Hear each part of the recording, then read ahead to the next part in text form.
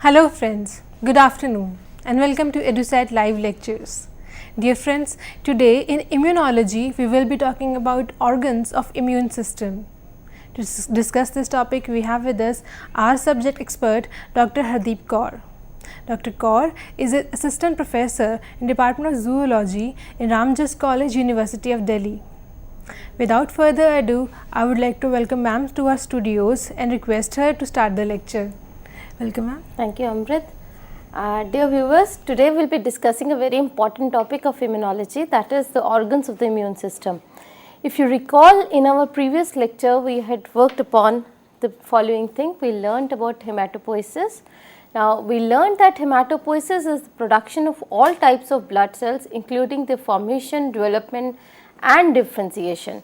Now we realize that hematopoiesis takes place in bone marrow. Now is it the normal course of development? Generally hematopoiesis actually starts during the fetal development in the yolk sac. After first 2 months, almost in the beginning of the 3rd month, the process of hematopoiesis is taken up by the fetal liver and the spleen. But after a few months, let us say by the end of the 5th month or the beginning of 6th to 7th month, this entire process of hematopoiesis is taken over by the bone marrow. So in the end of the gestation, the entire hematopoiesis is done by the bone marrow, and this continues for the adult life till the end. So bone marrow is a very important organ for the production of blood cells. Now we should also recall that in the production of blood cells, there is one very important cell, that is lymphocytes. Now lymphocytes is a type of a leukocyte which is a agranular leukocyte. Now lymphocytes constitute about 20 to 40% of the blood cells, body's white blood cells, and almost 99% of the cells that are present in lymph are lymphocytes. They circulate in the blood and the lymph and are capable of migrating into the tissue spaces and to the lymphoid organs. Now these are very important cells, because these are the cells that have the properties of adaptive immune system, that is the diversity, specificity, memory and non-self recognition, non-self recognition. These are the 4 factors which make them the very important cells of the adaptive immune system. Now after understanding this was what we had covered in the last lecture. So we know what is hematopoiesis, we know what are lymphocytes. Now let us come to the lymphatic system. What exactly is the lymphatic system? Now to understand a lymphatic system, we must understand that it is a subsystem of a circulatory system. It is a vascular system, just like we have a blood vascular system which forms one of the most important part of the blood circulatory system. Another circulatory system is the lymphatic system, which is going parallel to the blood vascular system in the vertebrate body. It consists of complex network of vessels, tissues and organs. Now the lymphatic system helps in maintaining the fluid balance in the body by collecting the excess fluid and the particulate matter from the tissues and depositing them in the bloodstream. It also helps in defending the body against the infection by supplying disease fighting cells or the lymphocytes. Now let us further understand what do you mean by lymphatic system. Now what is lymph? Lymph is the fluid that is circulating in various channels of the lymphatic system. Now lymph is actually formed when the interstitial fluid. What is an interstitial fluid? As you can see in the figure, the fluid or the blood which is going through the blood vessel, it actually percolates out or it oozes out through the capillary capillary membrane. The capillary membrane is permeable. Now the fluid or the blood minus the blood cells comes out through the capillary membrane. It goes inside the tissue spaces around these capillaries, and it is now called the interstitial fluid. This is a fluid which lies in the interstices of all body tissues. Now this fluid which is present in the tissue surrounding the blood vessels, it is then collected through the lymph capillaries and it is then transported through these lymph vessels to lymph nodes before ultimately they are emptied out through into the left subclavian vein, where it is finally mixed back into the blood. Technically, whatever fluid which is lost from the blood and has entered the tissue spaces, some of it goes back. Now, the rest of it, which is now called lymph because it is minus the blood cells, will be taken up by the lymphatic vessels, and these lymphatic vessels will bring it back to the blood, so that the normal constituency of the blood, the normal fluid composition of the blood remains constant. It does not change as much. Otherwise, what will happen? The blood will start becoming more thicker and more concentrated if the fluid oozes out. Now, the word lymph is derived from the name of a Roman deity of freshwater, Lympha. Now, this is the root of lymphatic system. Here, as you can see, the lymph or the fluid which has come out through the blood capillaries is carried up by the lymphatic capillaries. It then goes to the collecting vessels.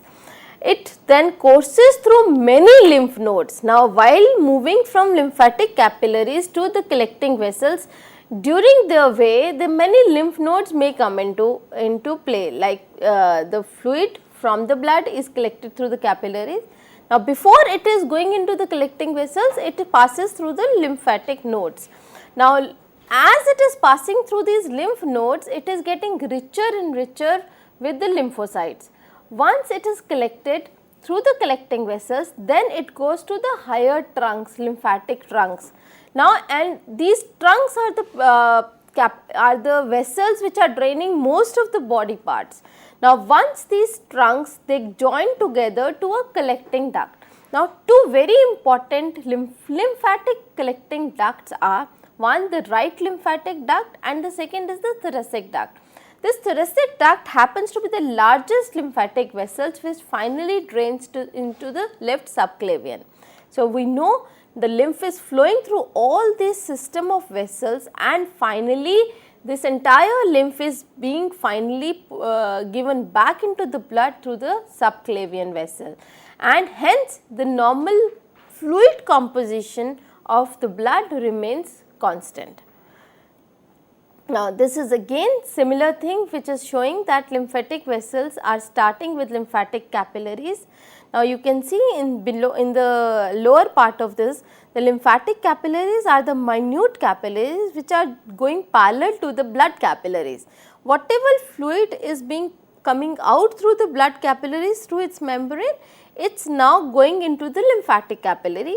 These lymphatic capillaries are joining to form lymphatic collecting vessels, which become bigger vessel and form lymphatic trunks.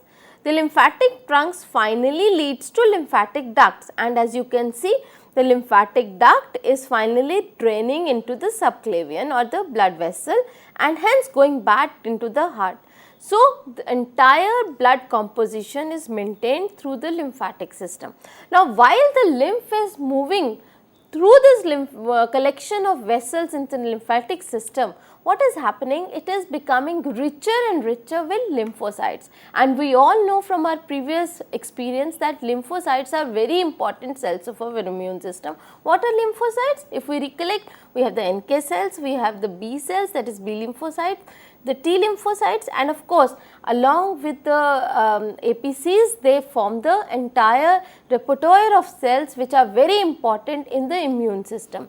Now, these lymphocytes rich lymph is passing through all tissues, or it is bathing all tissues of our body, and while bathing all tissues of our body, if an antigen comes and at any point in any tissue of our body, it will be taken up by these lymphatic vessels and carried to the lymphoid organs, where this antigen will be taken care of by the lymphocytes, and hence our body is hence protected. Now, how does lymph actually flows? We have understood the root of the lymph flow. Now, let us understand the lymph flows at a very low pressure and speed. Now, as we know in the blood vascular system, it is the heart which is pumping the blood. It is giving a pressure to the blood. We do not have any lymphatic hearts. We rather in vertebrates, what happens? The lymph is flowing at a very low pressure and speed. Now this flow of lymph is further helped by the rhythmic contraction of lymphatic vessels and by the skeletal muscle pump, or rather by the muscles contraction, by the movement of the body, by all muscles that contract, the lymph actually flows through these lymphatic vessels. Once flowing through these lymphatic vessels, it does not have a high speed unlike the blood or a high pressure, it is a very low pressure and speed. Now one thing which prevents the backflow of lymph in these vessels is the presence of valves in these capillaries. The valves do not allow the lymph to move back. Now rapidly flowing blood in the subclavian is another factor which pulls the lymph it creates a pressure which pulls the lymph towards inside. So what happens is the lymph is flowing at its own slow speed in the lymphatic capillaries, aided by the muscle movement of our body. The backflow is prevented due to the presence of the valves. The third important factor is the pressure created by the subclavian, the blood present in the subclavian vein which is moving at a very fast rate, which now pulls lymph to flow into it. You can see in the diagram there is a lymphatic vessel, the lymph is flowing in the lymphatic vessels, and as it is passing through the tissue into the tissue fluid, the high pressure of the blood is actually causing the lymph to move inside it. This is what happens in the subclavian vein which pulls the lymph to flow inside it. Now lymphedema is a common term which is used for all blockages which occurs in the flow of lymph.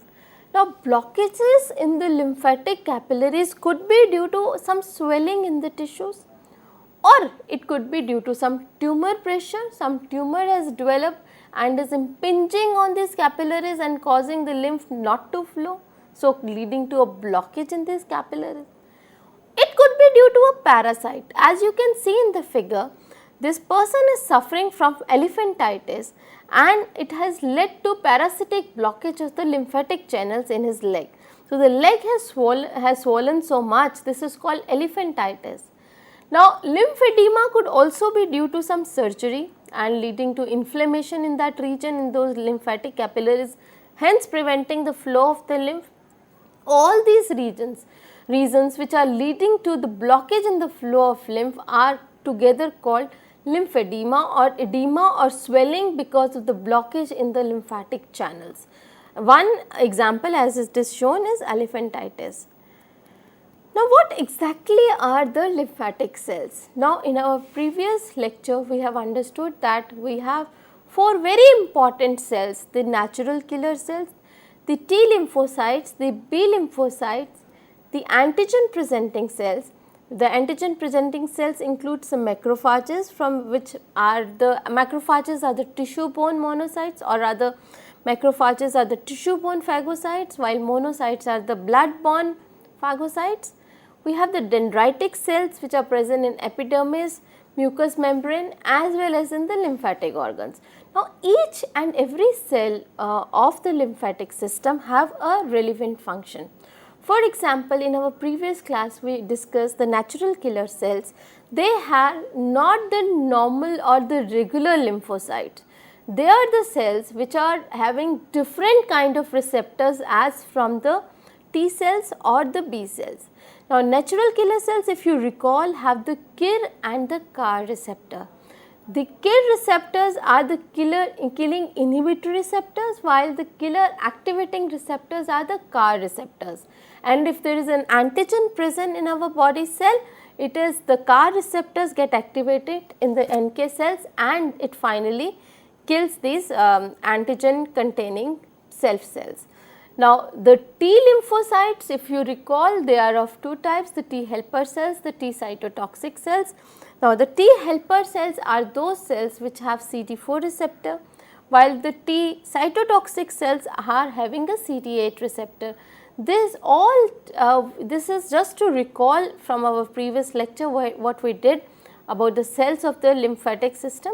The T cells, the T helper cells require help from the B cells, and T cytotoxic cells, instead once it comes in contact with the self cell which is having maybe an antigen in the form of virus or a cell which has gone hayway like a transformed cell, the T cytotoxic cell will convert into cytotoxic T lymphocyte, that is CTL, and will finally devote the cell which is having an antigen. The antigen presenting cells, whether it is the macrophage or the dendritic cells, they have a very important role to play, that they pick up the antigen from outside and process it and present these antigens to T helper cells.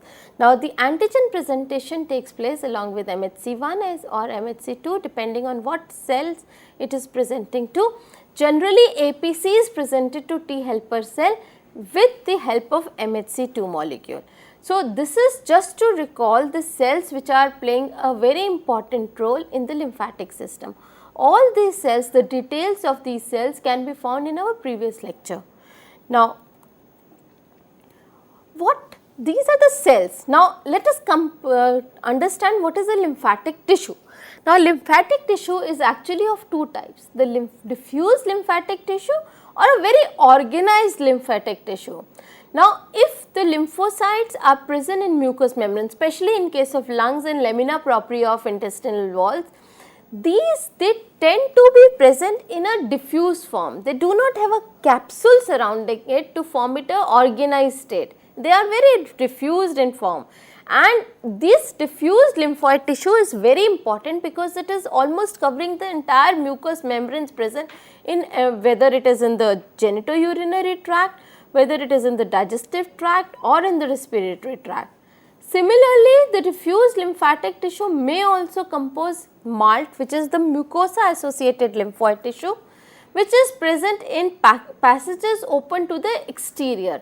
As I was just telling you, we have various avenues or various places from where the pathogen or an antigen can come in. The antigen can come in through the food we are eating. We do not know, it might be having some bacteria or a virus. So, the pathogen can enter through the mucosal membrane lining of the digestive tract, or the pathogen or a microbe can come through the air we are inhaling. So, this air can contain the pathogen, and through the mucosal membrane, maybe through the nasal mucosal membrane or through the bronchi, the mucosal membrane, the pathogen can enter and hence cause very bad situation inside, or through the genitourinary tract, like for example in a UTI infection, urinary tract infection, the pathogen is entering through the genitourinary tract. It is entering through the mucosal membrane of the genitourinary tract. So, whether it is through the intestinal, digestive, bronchi, nasal or through genitourinary tract, the pathogen is entering the mucosal membrane. Now, who is protecting? Generally, the diffuse lymphoid tissue is protecting us from all these pathogens. Now, when this the entire masses of lymphocyte is covered by a capsule, it forms an organized lymphoid tissue. So, we can define the organized lymphoid tissue as dense oval masses of lymphocytes which flock together in response to a pathogens, hence forming lymphoid follicles. Now, a very good example is a Pear's patch, where there is a more permanent congregation or clusters found at the junction of small to large intestine. Generally, it is at the end of the small intestine in the terminal region of the ileum that Pear's patches are present. If you carefully see Pear's patches, which will come in the later part of our lecture, the Pear's patches have a capsular or rather they are very dense oval masses of lymphoid tissue. So, such tissues which are very dense aggregation of lymphocytes, they are generally called organized lymphoid tissues. And with this we come to the conclusion of the lymphatic tissue, and then we go to the lymphoid follicles or further details about the lymphatic tissue. Now, lymphatic tissue can have lymphoid follicles which is consisting of an aggregates of lymphocytes and non-lymphocyte cells surrounded by a network of draining lymphatic capillaries. Now, as we have understood while defining lymphatic tissue, that lymphatic tissue could be diffused or it could be organized. So, technically when we are talking about the organized lymphatic tissue, it is an aggregation of lymphoid as well as not lymphoid cells. Now, generally most of these organized lymphoid tissues are surrounded by a network of draining lymphatic capillaries. Now, this aggregation can be in a follicular manner, it can be called a primary follicle or it can be called a secondary follicle. Now, if you can see, go back to the slide, we will see that in the slide we are showing a secondary follicle. Now, till there is no antigenic challenge, the lymphoid follicle would almost always be present as a primary follicle, which is comprising of a network of follicular dendritic cells, that is FDCs, and mostly resting or B cells, the naive B cells. Now, what happens whenever there is an antigenic challenge, a primary follicle converts into a secondary follicle. Now, secondary follicle is very different from a primary follicle. Primary follicle has an aggregation of resting B cells and FDCs.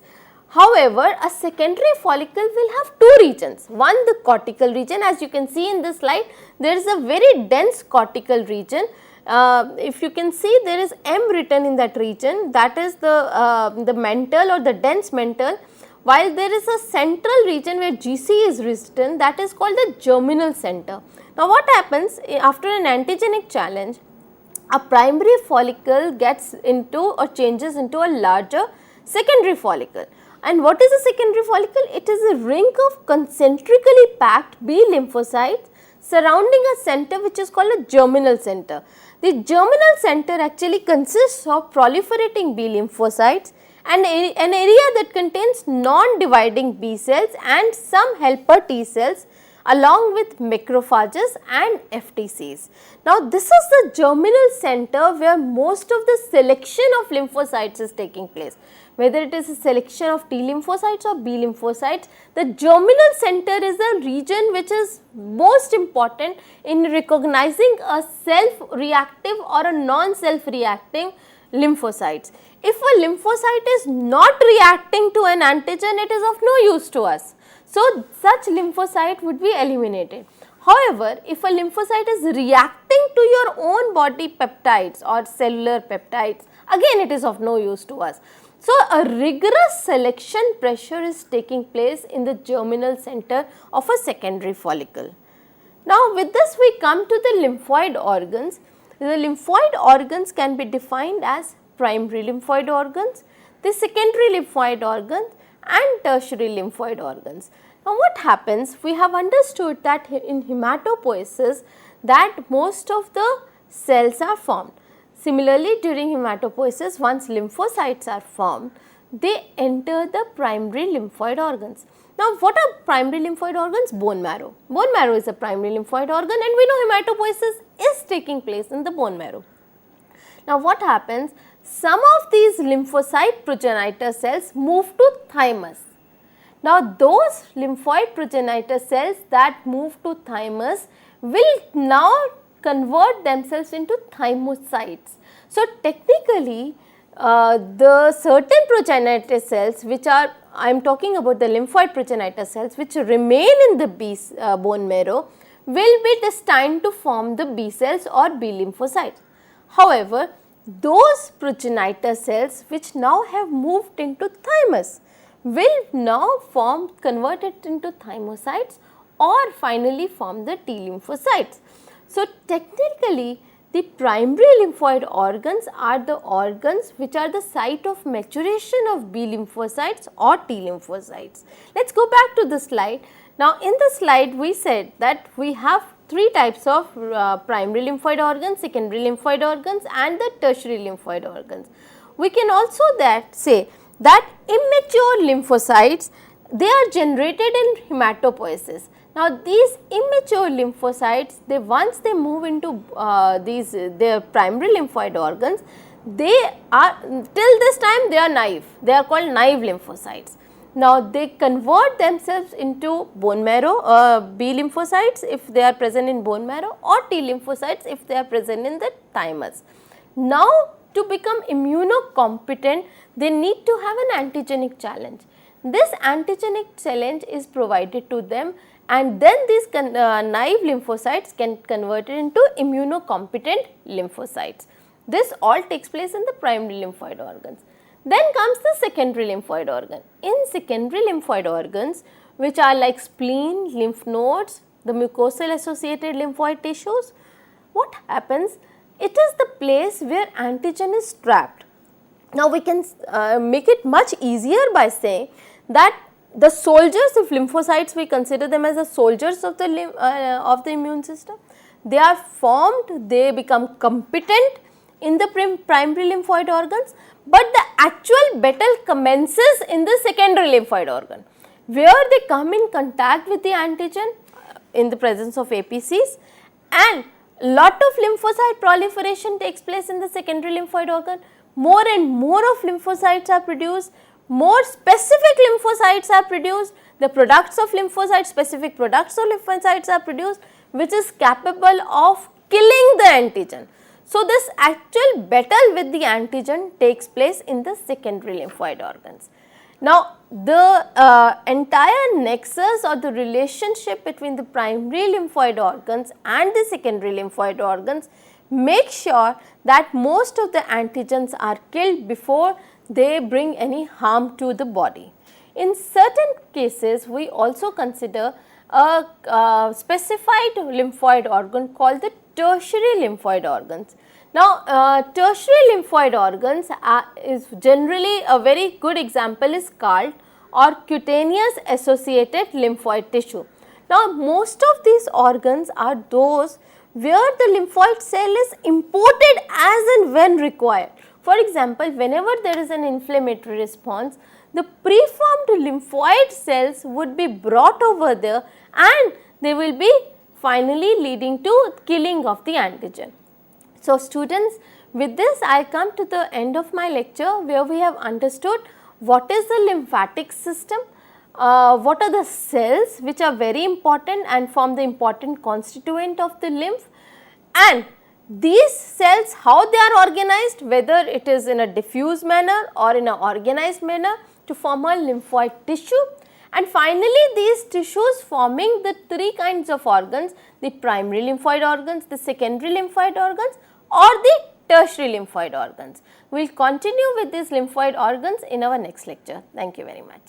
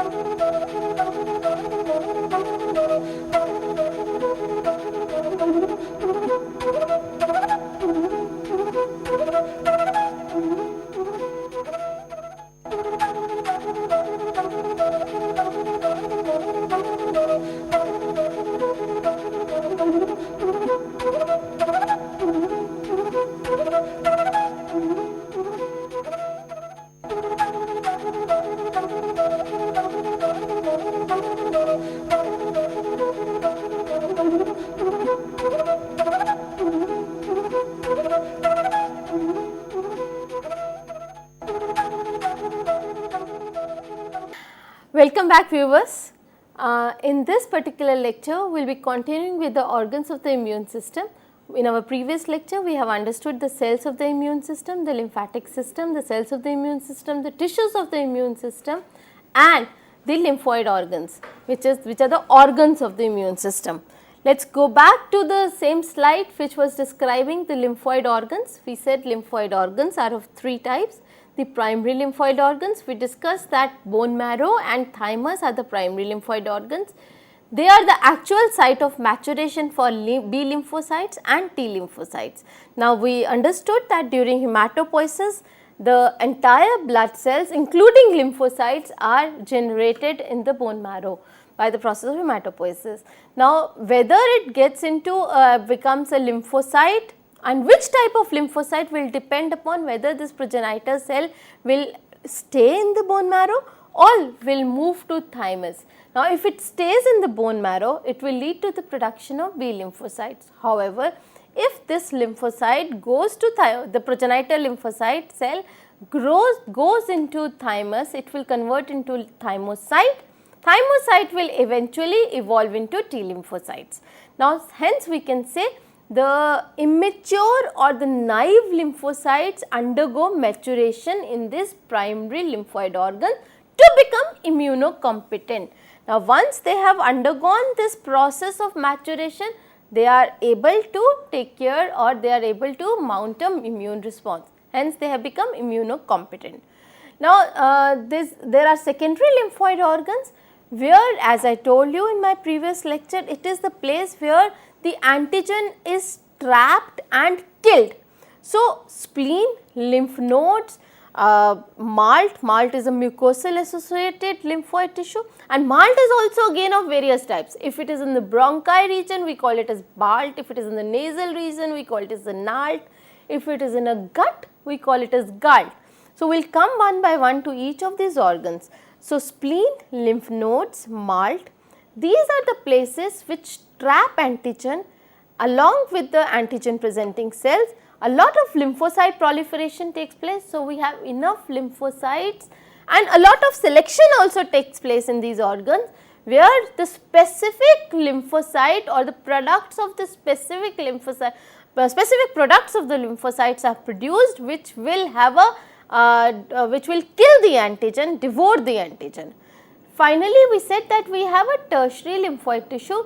The example we gave was scald or the cutaneous associated lymphoid tissue, which are important because they import the preformed lymphoid cells to a site, maybe an inflammatory site, site of inflammation, and hence kills the antigen there and then itself. Now, with this we come to this, if you can see in this slide, this is the human lymphoid system.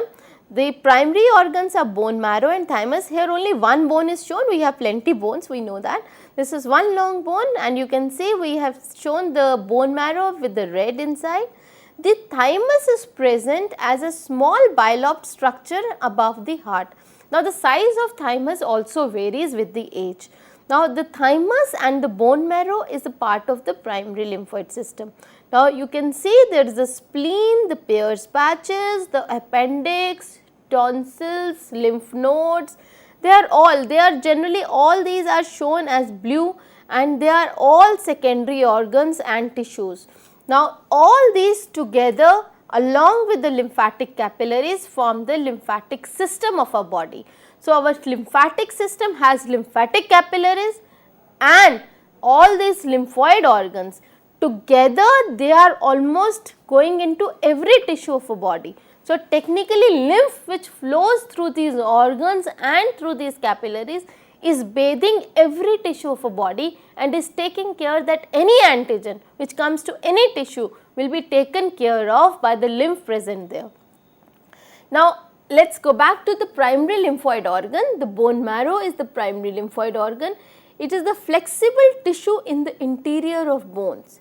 In humans, blood cells are produced by the course of the bone marrow in the head of the long bones in a process called hematopoiesis. Now, we had already discussed that in human and mice, bone marrow is the predominant site of B cell origin and development. Is it true for all organisms? No.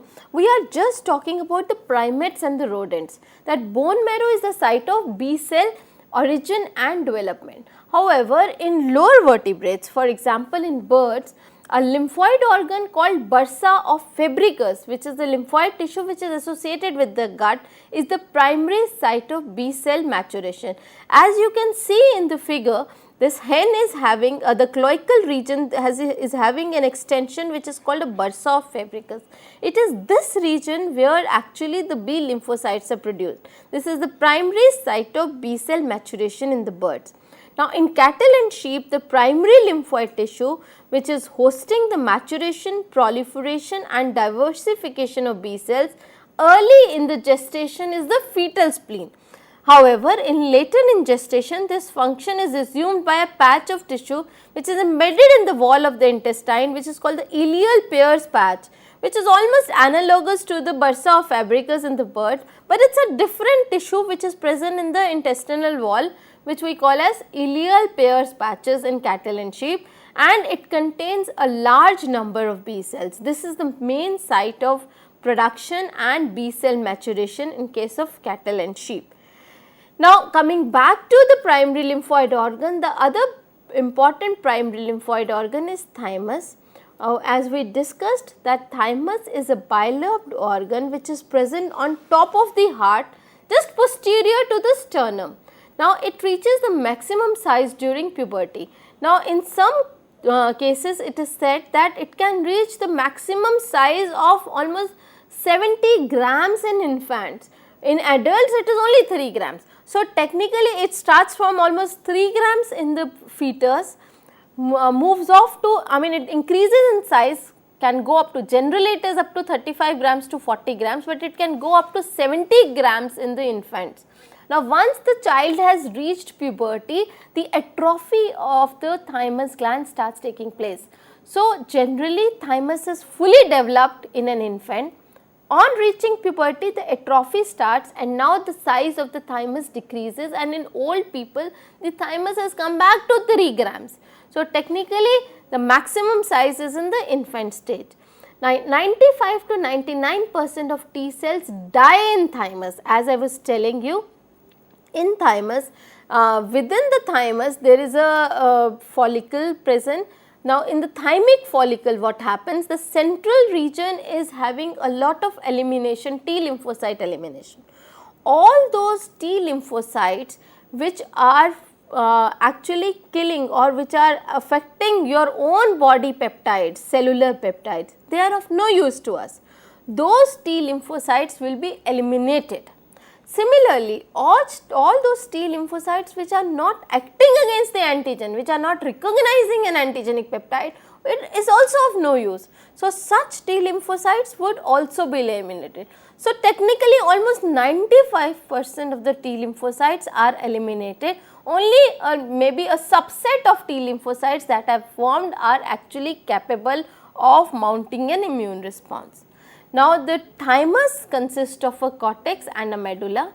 The development of T cells or T lymphocytes from hematopoietic progenitor cells and their maturation exclusively takes place in thymus.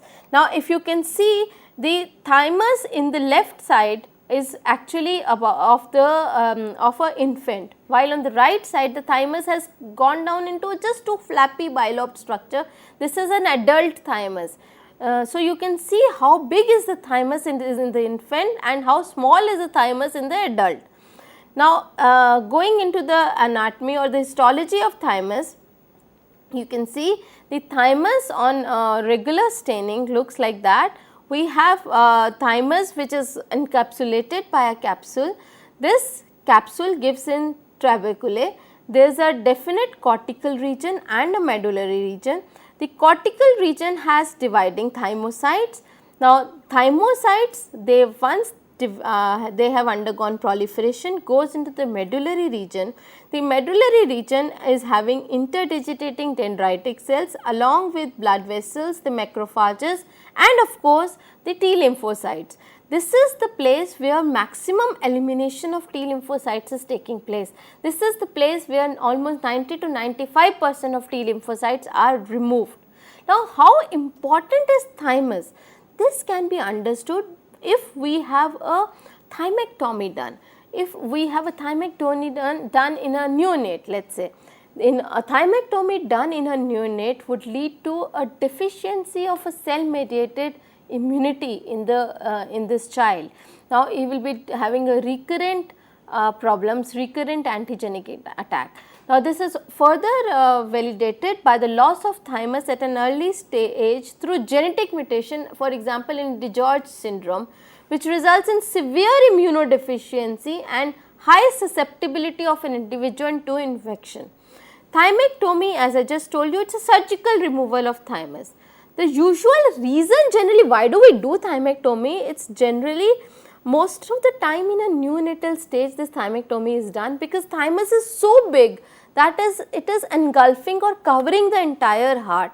Now, unless to access the heart, some part of the thymus, or generally thymus is totally removed. This process is called thymectomy. Now, by performing thymectomy in neonate, although we are accessing the heart, but we are later this individual will have to be very careful, because most of the cell mediated immunity because of T lymphocytes he would not be having that. So, thymectomy further emphasizes also in certain nude mice also thymectomy results in high susceptibility of these individuals to infections. Now, another very important secondary lymphoid organ is spleen. Spleen is present in the upper far left portion of the abdomen to the left of the stomach. Now, this, as you can see, the spleen is a fist shaped, it is purple in color and about 4 inches long. Now, it is mostly important in blood production in the fetal stages, as we had discussed before, that during gestation most of the blood formation takes place in the spleen, while in the adults it is acting as a filter for the blood as part of the immune system. Now, blood carrying antigens as well as worn out cells will be brought to the spleen through the blood vascular system. Spleen is a region where all these worn out cells will be broken up. It is also a blood reservoir for all old red blood cells which are recycled in the spleen. Most of the hemoglobin is taken up, it is not given off, and platelets and white blood cells are also stored here. It is also helpful in fighting certain kinds of bacteria, for example, the bacteria causing pneumonia or meningitis. Now, splenectomy is been found to cause bacteremia or blood-borne bacterial infections. Or if we have splenectomy, such individuals would be highly susceptible. For example, in kids, in infants, the removal of spleen can lead to bacterial sepsis also, while in adults bacteremia or blood-borne bacterial infection is more rampant. Now, spleen is generally not supplied with lymphatic vessels. Instead, spleen have a splenic artery. Now, antigens and lymphocytes are carried to the spleen through the splenic artery. Now, going into the histology of spleen, spleen as you can see is present just next to the stomach under the rib cage. Now, spleen if histologically will have two regions, a red pulp region and the white pulp region. As you can see, there is a capsule which is encompassing the spleen. Capsule is throwing itself into trabeculae inside the spleen, which is compartmentalizing the spleen. Now, the spleen has a red pulp and a white pulp. Now, the region which is whitish in nature is more having lymphocytes, macrophages, and it surrounds small branches of the splenic arteries. These small branches are called pulse. That is periarterioid lymphoid sheath. Now, pulse is bringing the antigen inside. It is going into the space which is filled of lymphocytes and macrophages around this pulse region in the white pulp. Now, the red pulp region is actually called red because it is having erythrocyte, more of erythrocytes. Now, erythrocytes gives the red color to this red pulp region. The macrophages and erythrocytes are more present in the red pulp, while lymphocytes are more present in the white pulp, and it is this white pulp region where the antigen is brought through the splenic branch of the splenic artery and is taken care of by the lymphocytes. Now, we also have lymph nodes which are present as secondary lymphoid organs. These are very small bean shaped glands which are present throughout the body. Now, they can be singly present or they can be present in the form of chains, one after another, in a beaded form, you know. So, they can be 2 mm to 10 mm depending, and it has been found if you see if you dissect a mice or a rat, you will see a mice which has been bred in the lab, which is some, for example, like albino mice which have bred in the lab. They have very small lymph nodes, while a black rat found in the drains would be having very big lymph nodes. This is because the lymph node has highly developed due to the presence of so many antigenic challenge during its life. Now, in a human, the spleen size, the lymph node size is generally 2 mm to 10 mm. It is the only organ that filter lymph exclusively. Now, if you go to the histology of the lymph node, we will see that it has very few efferent vessels. So, what happens? We have many efferent vessels which are bringing the lymph, but only one or few efferent vessels. So, lymph comes through the efferent vessels and goes out through the efferent vessels. We will come to it once we will be understanding the histology of lymph node. The lymph node diseases are generally called lymphadenopathy. Now, there is a specific term which is called lymphadenitis, where there is a swelling of lymph node. Now, the lymph node could be painful or swollen up because of the presence of the foreign antigen. For example, as you can see in the figure, there are cervical lymph nodes present next to the neck. We have certain axillary lymph nodes in the armpits, the inguinal lymph nodes in the groin region. We have certain mesenteric lymph nodes present in the intestine. So, lymph nodes are present mostly singly or also in the chains in throughout the body. They are covering the entire body, and it is generally been found that lymphadenitis can take place maybe because of certain tumorous situation. For example, in most of the breast cancer, what happens, the lymph node becomes very swollen, and if the infection has or the tumoral cells have gone into the axillary lymph nodes, generally the person loses not only the breast but also the axillary lymph nodes surrounding it. This is done to ensure that the metastatic tumor does not go into the other places of the body. Now, here we are showing the histology of the lymph node. As you can see, the lymph node has a capsule, the pericapsular space. This is followed by the cortex, the yellow cortex region, the red paracortical region, and this is followed by the green medullary region. Of course, this color differentiation is done only to let you understand that these are the very important regions of the lymph node, the cortex, the paracortex and the medulla. The capsule gives off trabeculae. As you can see, the black trabeculae present in the histological slide of the lymph node. It divides the node into various compartments which contain stroma and parenchyma, which is further subdivided into cortex and the medullary region. Now, this cortical region is mostly composed of follicles. Now, follicles can be the primary follicle or a secondary follicle. Now, primary follicle, as we had discussed before, it is generally when there is no antigenic challenge present. This primary follicle can convert itself into a secondary follicle depending upon the presence or absence of an antigen. If an antigenic challenge is there, the primary follicle will convert into a secondary follicle. Generally, the cortical region follicles are having B cells and follicular dendritic cells. Now, the paracortical region is thymus dependent. It has T cells with interdigitating dendritic cells. Now, we have multiple efferent lymphatics. This is followed by the cortex, which has having B cells, follicular dendritic cells, macrophages, germinal centers and primary follicles. This is followed by the paracortical region, which has T helper cell, macrophages and dendritic cells, followed by the medullary region, which has predominance of plasma cells producing or the B lymphocytes or the plasma cells, followed by post capillary venule and a single efferent lymphatics. Now, secondary lymphoid organs also have certain tissues called MALT, which is the mucous membrane lining the digestive, respiratory, urogenital system, which is having a combined surface area of about 400 meters square. This is the place where most of the pathogens are entering, and these areas are defended by mucosal associated lymphoid tissues or MALT. They range from loose, barely organized cluster of lymphoid cells in lamina propria of intestinal villi to very well organized tissues like organs like familial tonsils, appendix, Peyer's patches, etc. They has large population of antibody producing plasma cells, whose number far exceeds that of plasma cells in other lymphoid organs.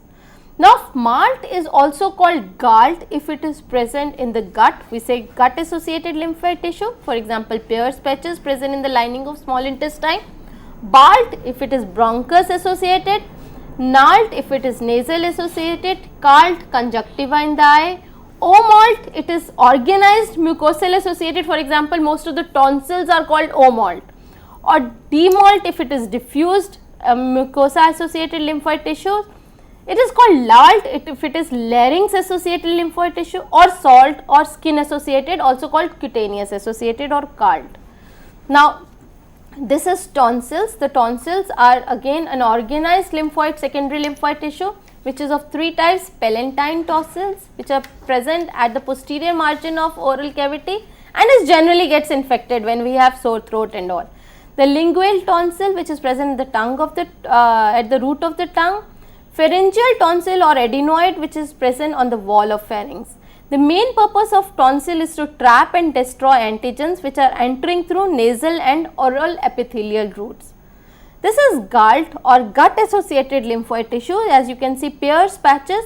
Now, important point about Peyer's patches which are present in the last part of ileum is that they have certain M cells, a sampling process, which these M cells do the sampling, which identifies the food material which is coming inside, or the material present in the intestine, whether it is a normal food or it is a harmful microbe. This M cell has the unique ability to sample an antigen from the lumen of the small intestine and finally deliver it via transcytosis to APCs and lymphocytes on the basolateral side. As you can see, this is exactly what is happening in the M cell sampling process. The M cell is taking up an antigen, it is bringing the antigen inside, and once the antigen is brought inside, it is taken care of by the lymphocyte. Now, there is another tissue called the tertiary lymphoid tissue or the cutaneous associated lymphoid tissue. This is a subset of lymphoid system which is associated with dermis and epidermis and includes Langerhans cells and resident phagocytes. Epidermis also contains certain keratinocytes which secrete certain cytokines that help in producing an inflammatory reaction and function as APCs also, that is antigen presenting cells. Now, there is a process called lymphocyte trafficking, that is the distribution of lymphocyte is not a random process. The number and the representation of particular functional subset of lymphocytes is extremely controlled. It differs in each lymphoid organ or tissue as per the requirement. So, it is dependent on lymphocyte class. It is also dependent on the previous history or the stage of differentiation as well as on the antigenic specificity. This slide particularly shows the site of lymphocyte origin in the red bone marrow. Now, if it's a immature lymphocyte, it goes into the blood circulation, it enters the thymus and gets converted into the T lymphocytes. However, if it remains in the bone marrow, it becomes B lymphocytes. So, lymphocytes destined to become T cells migrate to thymus, while those develop immunocompetence in the bone marrow become B lymphocytes. In the second stage, after leaving thymus or bone marrow as naive immunocompetent cells, these lymphocytes seed the lymph nodes, spleen and other lymphoid tissue where antigenic challenge takes place. It is the place where the battle is taking place, the battle is commencing. It is the place where the antigenic challenge is taking place. The lymphocytes are brought to this secondary lymphoid organ and finally the antigen is being killed there. The entire battlefield is the secondary lymphoid organ. Finally, the mature antigen activated immunocompetent lymphocytes circulate continuously in the bloodstream and the lymph. We know, we have understood how lymphatic system is connected to this blood vascular system or the circulatory system. They both are forming important parts of the circulatory system, the lymph and the bloodstream, and throughout the lymphoid organs of the body. So, lymphocytes are finally these mature lymphocytes, the competent lymphocytes after taking care of the antigen are going into the blood as well as into the lymph and going to various lymphoid organs and taking care of the pathogen in various places. Now, For example, the lymphocyte population primarily responsible for humoral immunity, the B cells, they are very predominant in the spleen and gut associated Peyer's patches, while the T cells, which are primarily regulatory and cytotoxic, are present mostly in the peripheral lymph nodes and the skin, while the surface IgA bearing lymphocytes are present in the malt or the mucosal surfaces, while in non-mucosal surfaces such as peripheral lymph nodes or the skin, IgA bearing cells are rare, while the plasma cell secreting IgM and IgG are predominant. Lymphocytes can also segregate in vivo on the basis of antigenic specificity. For example, antigen specific B and T cells are disproportionately represented in lymph nodes or spleen challenged with antigen, and antigen specific plasma cells accumulate in tissue cells of specific antigenic deposition. So, this further shows that what type of antigen is going or what type of lymphocyte is going to populate an organ is dependent upon its requirement of that organ. So, this is how the lymphocyte trafficking in the body takes place. Finally, the evolution of the immune system. The vertebrate order differ greatly in the kind of lymphoid organ, tissues and cells we possess. The most primitive vertebrate, that is a jawless fish, have only GALT, that is gut associated lymphoid tissue. It totally lacks B and T cells and hence cannot mount adaptive or acquired immune system. It is only having GALT. While the jawed vertebrates possess a greater variety of lymphoid tissues having both B lymphocytes as well as T cells and hence display adaptive or acquired immunity. In this particular figure, you can see from the lampreys to the mouse how the immune system has developed. In a mammal, we have GALT, we have thymus, we have spleen, we have bone marrow, we have lymph node, various kinds of germinal centers.